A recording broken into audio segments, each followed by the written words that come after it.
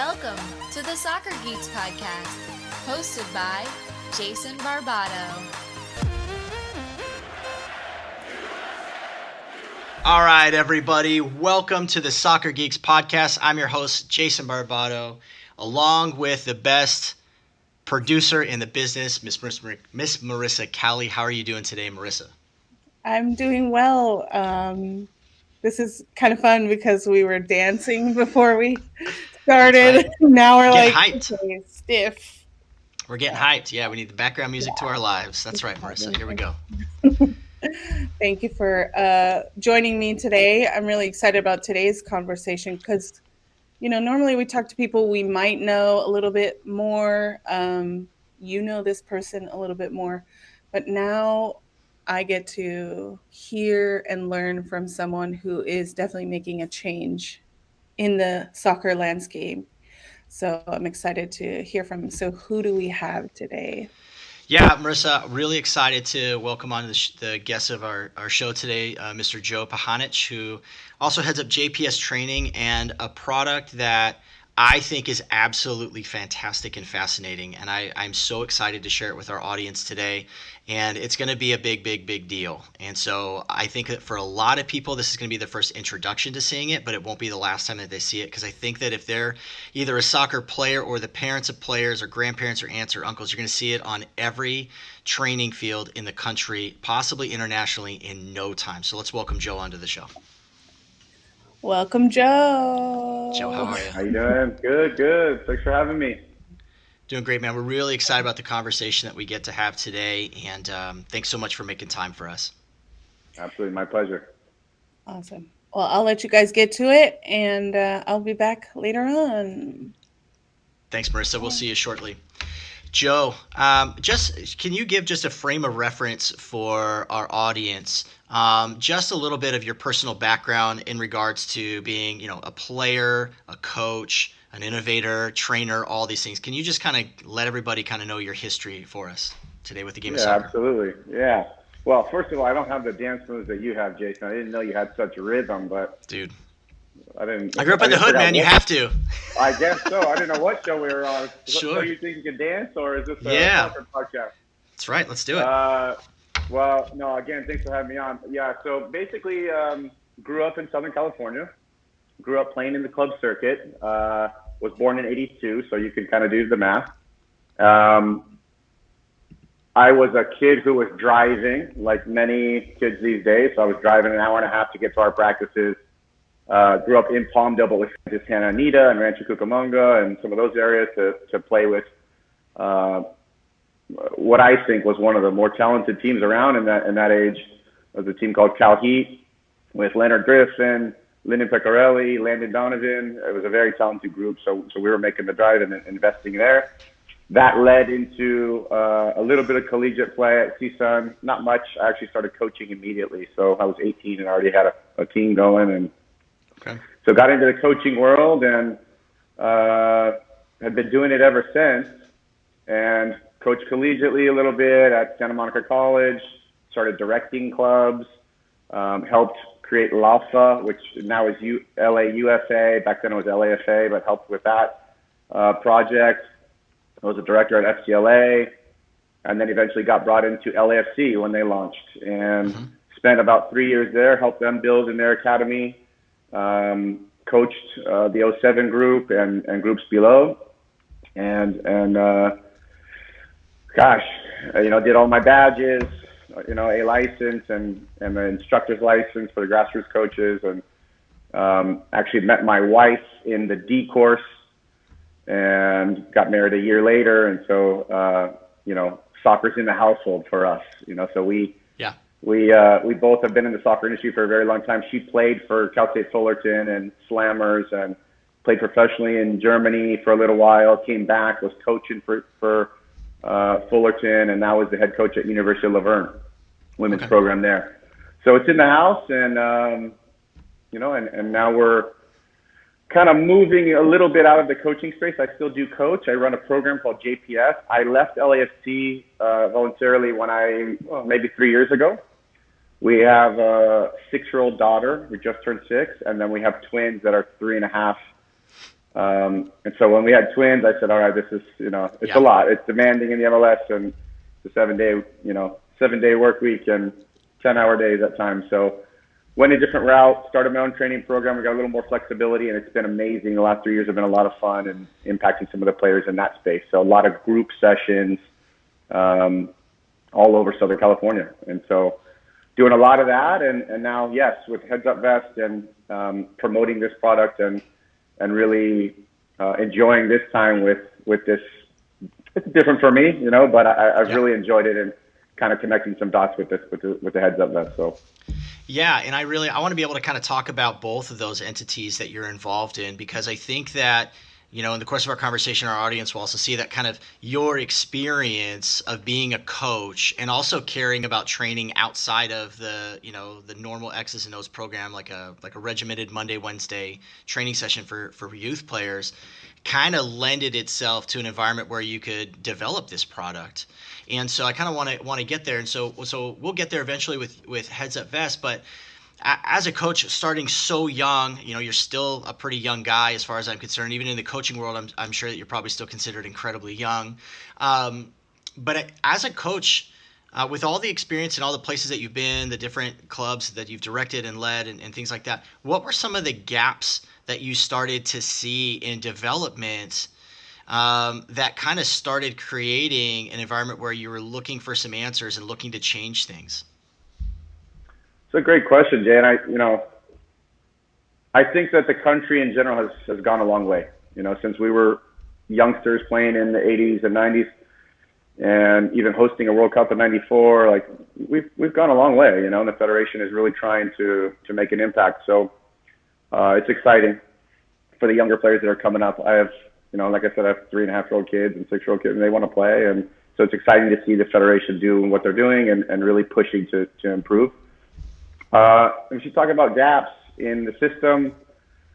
I think there are several, but I think one of the most glaring gaps that we're all kind of aware of, pay to play, is obviously a big piece that we could probably dive into that rabbit hole for 5 days and talk about that. I don't really want to get into pay to play, but no.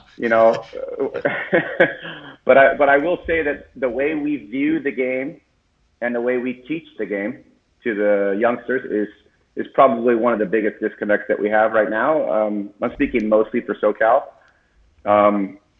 But, again, I think there are some things and some different ways to view the game that when you get out of the country and you start to see the way maybe some of the European countries are viewing the game, and some of the kids and the way they view the game in those countries who have a long history of the sport, it's a little bit different. So I think that's a big piece. And then in terms of teaching, the way we view the game as Americans trickles down to the way the coaches view the game and then the way they teach the game. So I think those two things are probably the biggest gaps that I see. Yeah. That's a great thought there. I mean, well, we would first have to kind of identify how you think Americans see the game, and then how you think coaches teach the game. So are you able to kind of share that succinctly, or is that a whole nother separate podcast? No, I think I could keep it short and brief today. I mean, sure. I think one of the pieces that we always see, and this is from ground level to top level MLS academies and in our youth programs, is, and this isn't for everybody, so I don't want to group the entire country because it's not every program. But I think we still do rely heavily on physicality, athleticism, and when we think of the sport, when somebody mentions soccer, I'm curious to know what goes through their head immediately. What picture do you have going through your mind at that moment?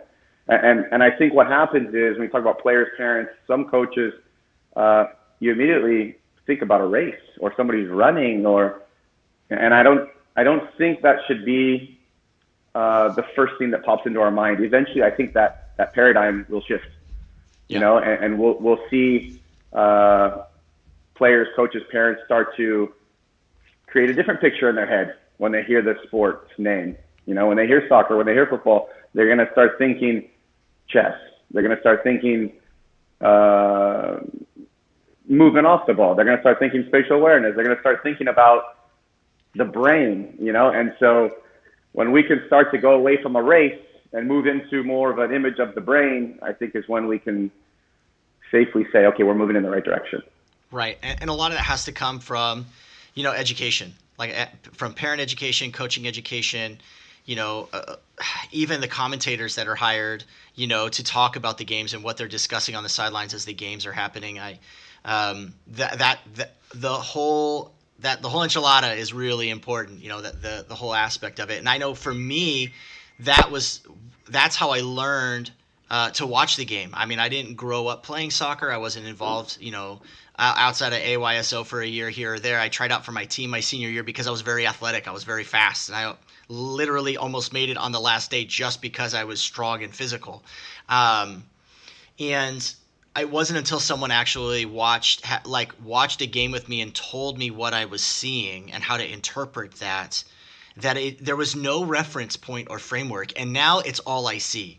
All I see is it's living chess. It's two competing philosophies of the game opposed, and whatever philosophy and or talent level is going to impose its will on the other one, and how does that respond? And so it's beautiful. It's like a beautiful concert week in and week out. But the audience, for our audience and for players, that's something that has to be learned, and it's something that is very much in a culture. And like you said, I mean, I was blessed to go to a World Cup game in '94 at the Rose Bowl, and it was absolutely amazing. It also was incredibly hot, and a bottle of water was $20 even in 1994. That's a lot of money, but it changed everything for me. Switching to a little bit talking about like your focus there as a trainer. I've noticed, and we've had the conversation in the past, that you don't do a lot of private one-on-one training. You like doing team or group sessions. And can you speak a little bit to why, for the player and for yourself as a trainer, like that probably makes the most sense? Absolutely, yeah. I mean, going back to the gaps that we see and the way we view the game. When I left LAFC, there was an option. Okay, you could go into the one-on-one training space if that's the way you wanted to go, or you could start to try to make a difference with the environment that you're creating for several players and change a few things that I didn't see were being changed outside of the club world with some of these freelance trainers. So, without incriminating anyone else, can you share what it is that you see as being patterns in the space? Well, I think the question that you asked in the beginning will probably, the answer will probably get there too. Sure. But basically, when you work one-on-one, we can start there, right? If you ask for a private lesson, it's really expensive because you're asking for somebody's time for an hour one-on-one, yeah. And that's, so it gets really pricey. I would recommend that if your intention in a one-on-one session is to improve with the ball and your comfort with the ball, you could do that by yourself. You could get an app and get some ideas and just get rolling on some exercises that will just make you spend time with the soccer ball. Boosta, for example, has a very good app that I help out with that is a step-by-step interactive training app, right? I can help you on that, and it's a fraction of what you would pay for an hour to see me or anybody else one-on-one. So I think, and growing up, I never had a private trainer in my life, and I like to think that I was fairly comfortable with the soccer ball. Yeah. So I don't know that necessarily translates, but in terms of group sessions, now we can dive into anything really. But when you have opponents, that changes everything, right? And that's more realistic to the game. Okay, so we have opponents, we're thinking about spatial awareness, our decision making based on pressure. We can always dive into comfort on the ball in those sessions if we'd like to, but we take advantage of the time where we have 6, 8, 10, 15 players because we can do different things when we have pressure. And it's way more realistic to the game. So that's the first thing is the realistic aspect. The second thing is it gives us opportunities, just branching off of that, it gives us opportunities to make decisions. And when you work one-on-one and there's no problem to solve in that one-on-one session, you can put some lights up or the coach can maybe apply a little bit of pressure, but there's not really a realistic attack and defense moment where you're having to deal with several players, small groups of players defending, small groups of players attacking.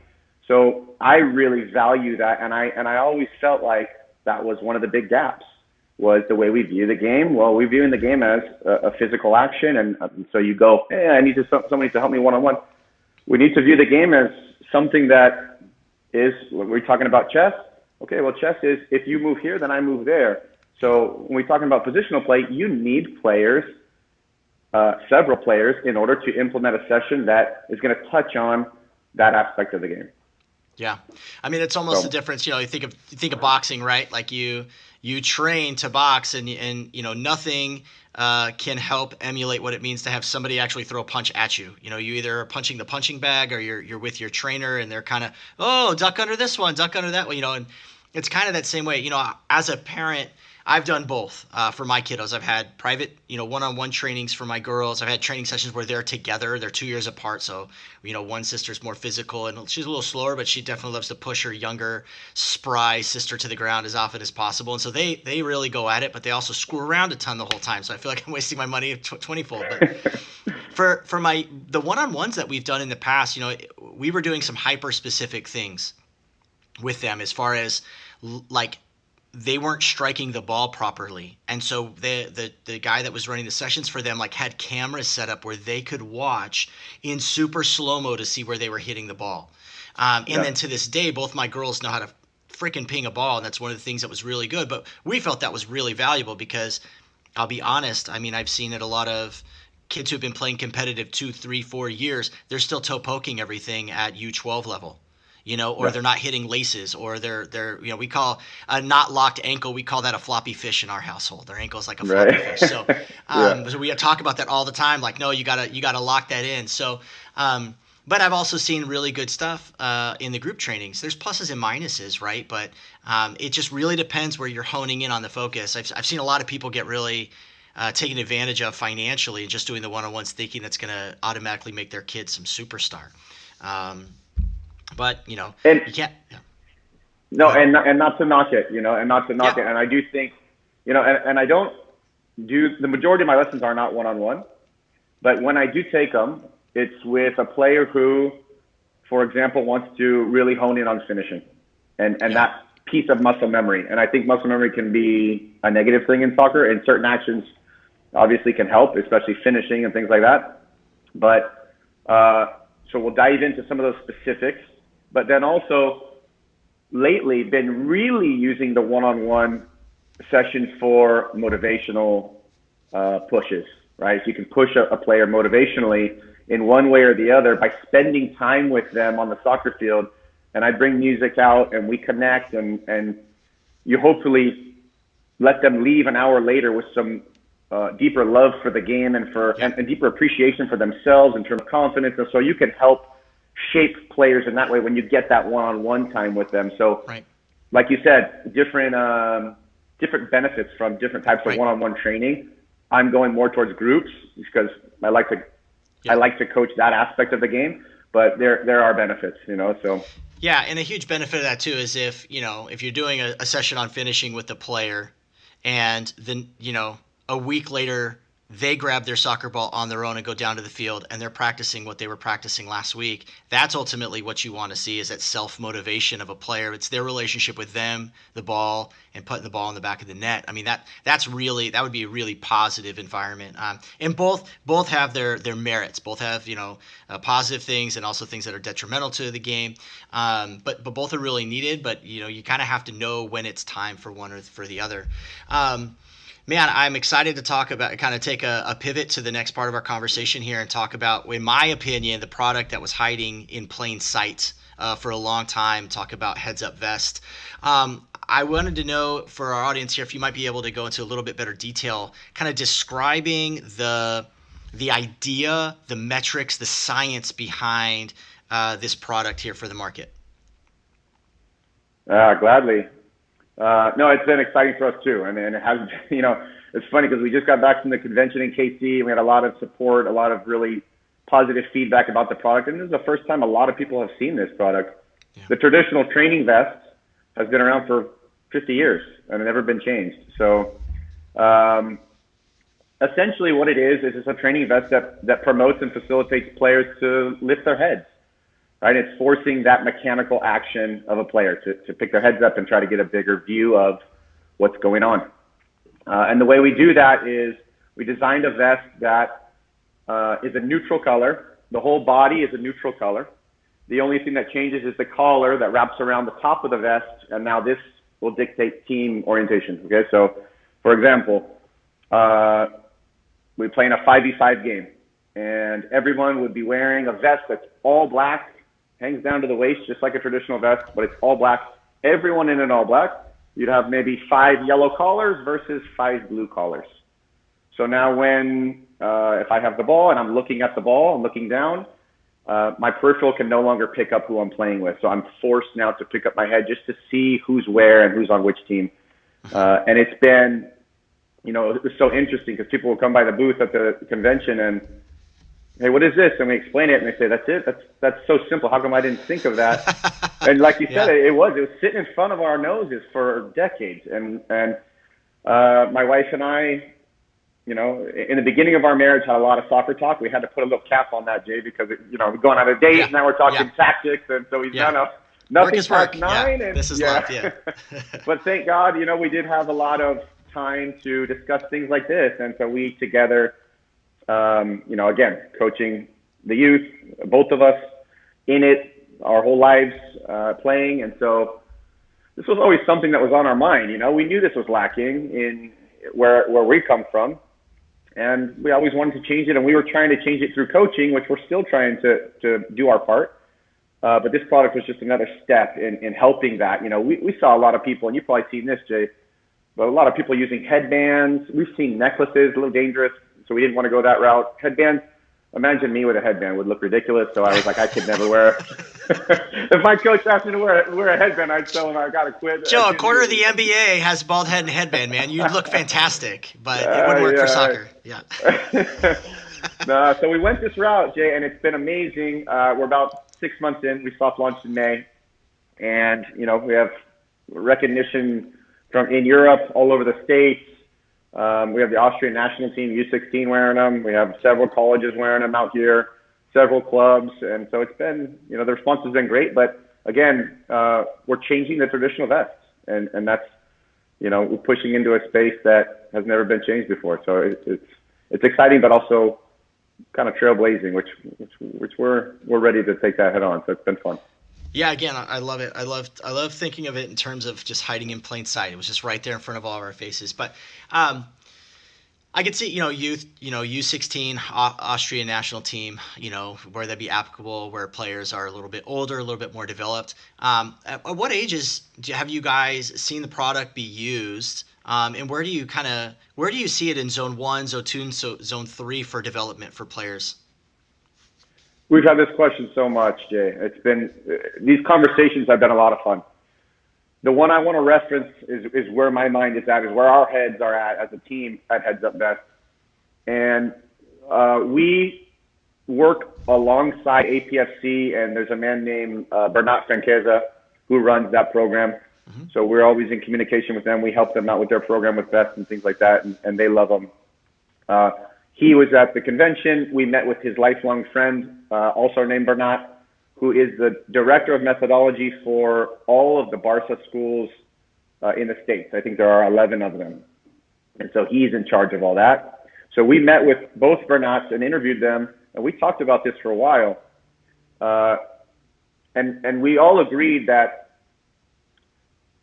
we need to go more into a route, and I'm putting we as Americans, SoCal, America, however you want to view it, but we need to go into more of a route when we think about the game to where we're not separating the physical from the cognitive side. And I think that we do that sometimes. Well, let's work on the physical side, and then we'll work on the cognitive side in a different capacity, and then we'll just try our best to force them together.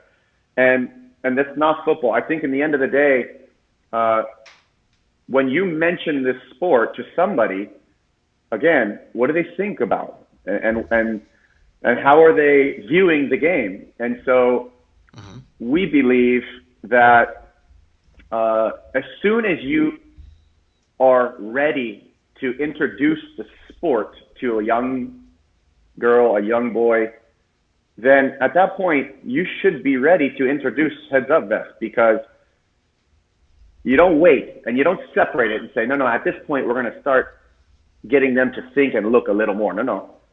When you think of soccer, you think of vision, you think of thinking, you think of decisions, and then the byproduct of that is the physical action.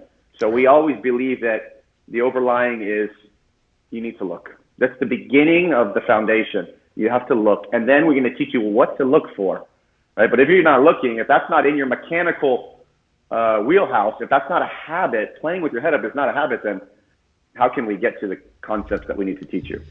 Yeah, I can't tell you how many kids I've seen throughout all the games that I get to go to on the youth side at all ages every single weekend, where you've got, the same kid that's either a winger or forward that just puts their head down and tries to dribble three people and without fail will do it 6, 7, 8 times in a game with maybe one successful dribble. Without realizing if they just got their head up, they can lay the ball off. And this is, I've been telling my kids this stuff since they were flipping 6 years old. And without, teach them, get your head up, lay the ball off, go to where you want to go, and the ball will meet you there. That the fastest moving object on the ball, or the fastest moving object. Most people think that the ball is the fastest moving object on the field. I would like to say the human mind is the fastest moving object on the field.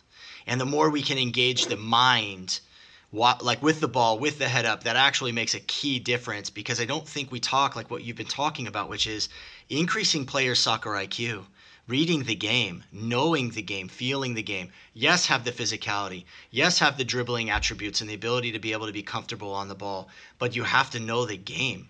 You have to see it and play it, and not just try to run with your head downhill and cram the ball in the back of the net. Yes, they all count the same, but are we developing long-term players that's to the benefit of the sport? I had a conversation with someone who's an academy director, and we were talking specifically about your product, and she had some kind of questions of whether or not, as girls, particularly as females, get a little bit older in regards to development, academy age, things like that, knowing that girls are less visual, just scientifically, girls are a little less visual of learners than boys are. If this would be a good product that would fit as well for the youth players, for females and for males, do you see any type of discrepancy in the benefits of what you guys have already seen develop with the teams that are using the field right now? With all respect to the director who mentioned this, I'm going to have to completely disagree with anything that implies that playing with your head up or visual recognition of scenarios is based on gender or anything else. For me, it's completely discredited. If you say something like that, I'm not sure. For us, everyone who plays the game should be implementing the concept of heads up. This is how the game is played. You can't play chess blind. So, no, I think girls, boys, everybody. And I agree with you. I just think it's worth talking about, because, I think it's a question worth asking. Because we have, people that have both, boys and girls, and the girl side as far as development. Yes, development looks the same, but my kids were introduced to the same soccer concepts as, zone 1 players that the boys were on the other side. Why do we think that it needs to change just when they go to academy level or things like that? Every player needs to learn how to play with their head up, period. Yes, 100%. Well, good. I'm glad that you kind of addressed that. I think it's an important point. Do you have any data talking about like just the timelines for heads up vest, as far as, we live in a very results oriented culture, right? So here's a great product. Hey coach, here's the set that you ordered for your team. The kids start playing with it. Based on your experience so far, what are the conversations that you're having, and how quickly have people started to see results in their players? Well, it's a great question, and I think it's almost twofold. When you put a vest on, So my son, for example, is 3.5. My daughter, Lituania, is 3.5. When I put a vest on those little ones, because I think they've used a traditional vest a couple times, but they use a heads-up vest. That's all they know. So, why would I use a Razor when I have an iPhone? It just does something for me that the Razor could never do. But also, as soon as I put that vest on my kids, they don't even have to be in a game. They already think something's going on. What is this? Oh, so this is a vest, what we use. She's a yellow and you're a blue. Oh, okay. They don't ask, why is the collar up here? This is what they're doing now. It's now ingrained. And also for the older kids, let's say you introduced it later, right? Now they're 15 and you just put a heads-up vest on them. What is that telling that player about your program and about the coaching priorities? Immediately, without even jumping into an exercise, they already recognize, my coach, my program, my club, they value an intellectual soccer player. Now, putting the vest on is not going to make you a smart soccer player. We don't have that. If we did, we'd have the military protecting it at this point. Sure. But right, it's the first step towards gaining more awareness on the field, right? So just by putting it on, you're getting immediate impact, okay? Psychologically. Well, we want to try to put our heads up. I don't even have to say anything. You put this on. What's this for? It's to keep your head up. Okay. The rest of the practice, they're like, maybe I should do this. So that's one piece. And I think the second piece, like you mentioned, when we talk about results, it gets a little tricky, right? Because then you have to define what results are based on the product. And players, parents, and coaches, the harsh reality is that if I give a set of vests to a team and they use them for a month and then they go to a tournament that month and they get crushed, they'll say that doesn't work. Right. On the contrary, if I give another set to another team and they go in and they annihilate teams in a tournament that next month, they'll say this is the best product on the globe. But that's not what we're looking for. That's not really telling us what the results are, because I think for us, we're looking for something different. We're looking for the mechanical habit of lifting your head. And maybe you get some better decisions within a week, then 2 weeks, 3 weeks, after you start adjusting to the product, because there is an adjustment period. But we don't base it off of team results or anything like that. It's more based on the individual aspect of lifting your head and starting to make decisions from there. Of course, if we have a team using the vest and they start promoting the mechanical habit of lifting your head and everybody on the team collectively is now getting better at that, hopefully it results in some wins and some team results that we can be proud of. But we're looking more at the individual action of lifting the head. Sure. So, and then, again, even if you use static or small numbers, I talk about I talk with my kids all the time. Every time you go to training, like, this is an opportunity to get 1% better. Period. And even if every player, every time they put on the vest, it's 1% more time that they actually get their head up and see the game. They're going to see opportunities. They're going to see where they need to be. They're going to apply the education that they've been getting, that parents have been paying for, that coaches have been supposed to and typically are trying to convey to their players, but the concepts are going to start seeping in, and we're going to see better development. And I think that there's no net negative in an environment like that. There's only a net positive. Being that you run group sessions, you have run individuals, and you'll run those from time to time, and that you have this product here. I was wondering if you might be able to speak to some of the coaches that might be in our audience, thinking that, like, all right, if I do a traditional rondo type of training session with my players, how is this product better? Or what wrinkles can I throw into my training session rather than just having the standard, like, bright orange and bright green pennies? It's interesting to see different exercises implemented with the heads-up vest. Mm-hmm. And when you have a possession game, for example, versus a positional game, a lot more friction in those exercises in the possession game. Players are moving wherever they want to move based on space and opponents, and you don't know where they're going to land sometimes, right? So especially 3-team games and games with neutrals, those are the most fun to be in when we first started testing the product. And we always understood that it was going to work, but the day I put it on as a neutral player in a possession game, let's say it was a 4v4 plus one, I was the plus one. I realized that day that it actually worked better than we thought it was going to work. That I actually needed 10 seconds before the ball was even traveling to me to really understand who went where and what I'm looking for. So there was no time for me to switch off, and so I was impressed in that moment. When you're talking about positional games and games where you should have a neighbor to your right, you should have a neighbor to your left, that there's depth, that there's an interior player. We understand where players are going to move and where they're going to be, and now we're just looking for specific concepts to implement within that exercise.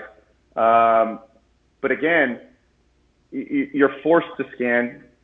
You're forced to continue looking. And so based on whatever exercises you want to use the vest with, they all pose different challenges for the players. We've also seen the 9v9 scrimmage, from the small-sided exercise, which I think is the bread and butter because it's a training vest. But we see teams using them in scrimmages. I've witnessed teams go out and scrimmage and also give an additional set to the opponent so that they could have to deduct in that way, right? So now you have a bunch of kids with the same socks, the same shorts, and they're playing against each other in a real game, and they put the heads-up vest on, orange collar versus blue collar. And so now in the real game, when you're looking at a 60-yard ball or a 60-yard stretch from the right back to the left forward, like you gotta do that math. And so you just have to focus and dial in a little bit more. Right. So. Yeah, that's awesome. And I wonder too in the future, and I'm not trying to put ideas in your head or anything like that, but I wonder if you guys will also provide some real wonderful training tools to how these can be used 7v7, 9v9, 11v11 sides of what are some games to really see some maximum benefit there. Now you guys too, you have the two colors, but I also have noticed that you guys have a wrinkle with like where you have a third color in there as well. Is that just kind of for, your midfielder that's just kind of going both ways, or kind of how do you kind of add that in there as well? Yeah, I think it's always nice as a coach to have a variety in your tool belt, right? So we have currently single-sided vests, and then we have reversible sided vests that we just came out with recently. For me, I've been using singles until the reversibles came out, and now I use nothing but the reversibles because the singles come in three collar colors, yellow, blue, and orange. You can get them with a gray body, or you can get them with a black body. So you can decide there. The reversibles, we have two different types of reversibles, so a total of 4 colorways. So you have one reversible with a pink inside, yellow outside, and then the other reversible is an orange inside, blue outside. So now the coach has their choice of 4 different colors for those who like to play 4-team games, maybe some round robins at the end of practice for competition. I always enjoy 4-team games, so I have all 4 colors in my set. And if you only need 3 because maybe you need a neutral, the difference is from the traditional set is that everybody needs to be in a vest. So before you could play shirt skins, you could play vest versus no vests, right? So one team doesn't even have a penny on. When you use the heads-up vest, if you have a team that's not vested up, then they don't get the benefit of the mechanical issue that we're trying to improve in. Get that chin up, yeah. Yeah, so that's where we kind of, the sets that we recommend are the reversibles, and they've been very beneficial for any game you really want to play. Yeah, I'm anxious to get my set, Joe, if you know what I mean. Yeah. We got you. Nah, I know you do.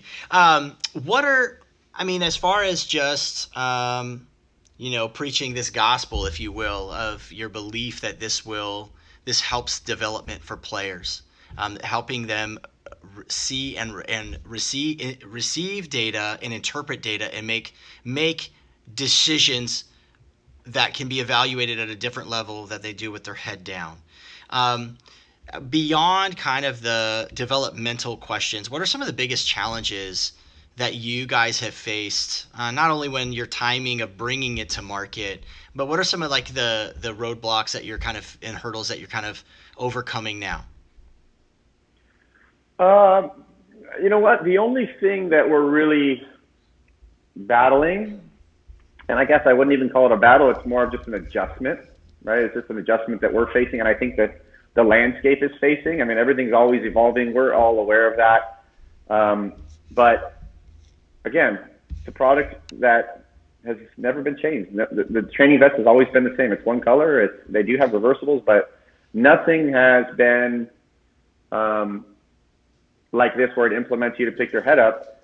And so when you have somebody who's been coaching for a long time, they're used to what they're used to, you know. Right. And again, I'll reference the razor. I'll reference even a typewriter. Why would I use a typewriter when I have a laptop that does so much more for me? Right. So eventually, and I was the guy when the iPhone came out, I was the guy that was like, I don't need the iPhone. I'm good with my razor. Motorola's got me. I have a calculator. I have a watch. What do I need an iPhone for? Yeah, I got the Zach Morris phone. I'm okay.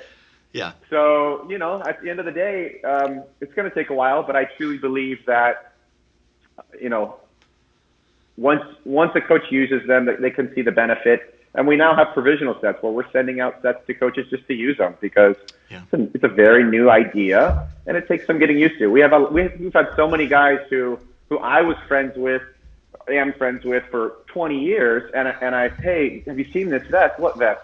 And then I show it to them, and I don't need that, dude. My kids, I know how to train vision. Okay, try it. Just try it. And so a lot of times they come back and, man, these are amazing. I can't believe that. Okay, the skeptics turned into people that adopted it. I look at the old cones. I don't know if you remember the old training cones you used to use. Look like you were from Caltrans. Yeah. And then, right? Remember? You got to have a full truck just to carry those. So then eventually they came with a little smaller. Then they came with the disc, the flat disc almost. Then they came with the mini disc, and I was always, no, I don't know. I got the other one. It's cool. And then I said, why would I not have those? They're smaller. They take up less room. And so I ended up getting them. Now they have the pancakes.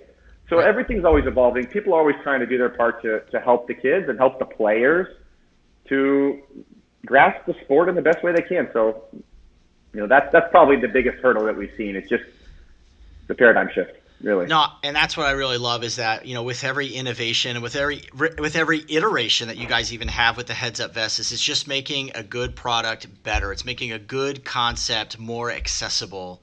It's making that low-hanging fruit hang even lower for players. And, you know, I would just love to pass on to, you know, the coaches and the club directors and even the parents like myself of youth soccer players that are out there. I really encourage you to check it out.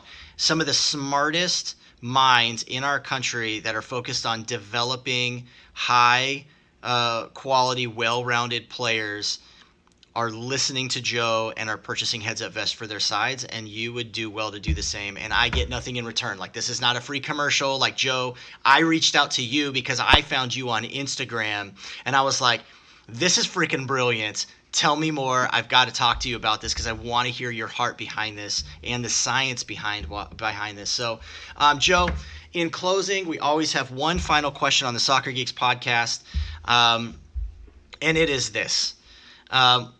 If you had the Infinity Gauntlet, as it were, for U.S. soccer, and you got to make one decision that, with your choice, whatever it would be one immediate change in the game in our country. Keep going. What would it be? Wow. What a question, Jason. You got the gauntlet, man. You got the stones. Snap those fingers, buddy. Gotcha. What are we doing? Okay. Yeah, I'm gonna go a different route here, but I think what I would ask is that we put fields and courts within, a field and a court every 5 miles throughout this entire country, and especially metropolitan cities, that were free for players to go and play.